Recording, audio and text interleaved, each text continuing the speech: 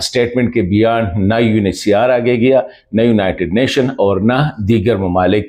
आखिरी जो उम्मीद थी वो अमरीकी सी थी, अमरीकी डेलीगेशन से।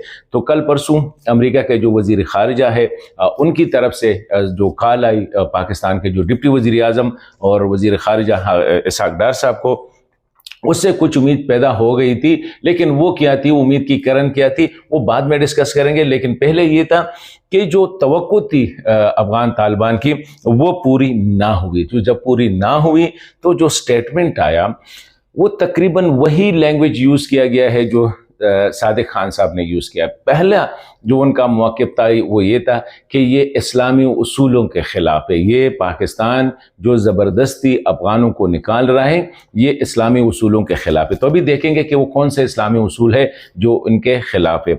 दूसरी बात ये कि ये अच्छी हमसायगी के उसूलों के ख़िलाफ़ है। पाकिस्तान को चाहिए कि वो अच्छे हमसाये के तौर पर, और अगर ज़बरदस्ती ये सिलसिला जारी रहा तो पाकिस्तान के साथ ताल्लुकात ख़राब हो सकते हैं। अभी आई डोंट नो कि इससे मज़ीद क्या ख़राब हो सकते हैं। और तीसरी जो अहम बात की वो पाकिस्तान को